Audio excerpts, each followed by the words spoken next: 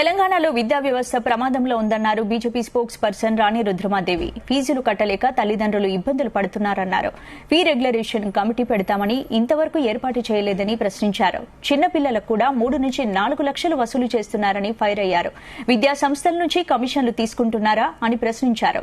Grade వైజులు కట్టమని చెప్పాలని demand చేశారు. 6 నెలలైతుంది వాళ్ళు అధికారంలోకి వచ్చి. రేవంత్ రెడ్డి గారిని సూటిగా నేను ఒక ప్రశ్న అడుగుతున్నాను. అయ్యా ముఖ్యమంత్రి గారు, విద్యాశాఖను కూడా మీ దగ్గరనే పెట్టుకున్నారు. తెలంగాణ రాష్ట్రానికి విద్యాశాఖ మంత్రిగా ఉన్నటువంటి యనుమల రేవంత్ రెడ్డి గారు, మీరు తీసుకొస్తా అని చెప్పినటువంటి ఫీజు రెగ్యులరైజేషన్ కమిటీ చట్టం, ఫీజు రెగ్యులేషన్ చట్టం ఏదైతే ఉందో దానికి సంబంధించి ఈ రోజు వరకు కూడా ఎందుకు చేయట్లేదు మీరు అని మేము అడుగుతున్నాం. ఇవాళ వచ్చినటువంటి కాంగ్రెస్ పార్టీ దానికి భిన్నంగా ఏం చేస్తలేదు. ఇంకింత అధ్వాన్నమైనటువంటి స్థితిలకే పోతుంది విద్యారంగం అనేటువంటిది మనకు కళ్ళకు కనబడుతుంది.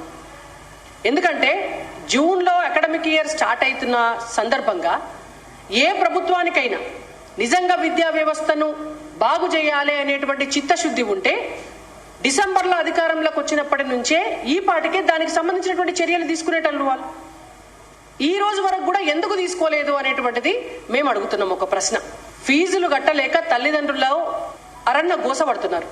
ఈ రాష్ట్రంలో ఏ తల్లిదండ్రులకైనా కూడా పిల్లల చదువులకు సంబంధించినటువంటి టెన్షన్ కంటే వేరే టెన్షన్ ఏం లేదు. చిన్నపిల్లలైతే అడ్మిషన్ ఫీజులు కట్టాలా, లేకపోతే క్వార్టర్లీ కట్టాలి, హాఫ్ ఇయర్లీ కట్టాలి.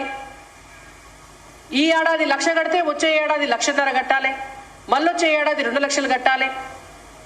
దీని మీద ఎల్కేజీ చదివేటటువంటి పిల్లలకు స్కూల్లో అడ్మిషన్ ఇచ్చేటువంటి పిల్లలకు కూడా 3 లక్షలు 5 లక్షలు తీసుకుంటున్నటువంటి స్కూల్స్ కూడా ఉన్నాయి. మరి వాటిపైన ఈ రోజు వరకు కూడా నియంత్రించడానికి ఒక చట్టం గాని, ప్రభుత్వం నుంచి ఒక వార్నింగ్ గాని, విద్యాశాఖకు ఒక లెటర్ గాని ఏదన్నా తెలంగాణ రాష్ట్ర ప్రభుత్వం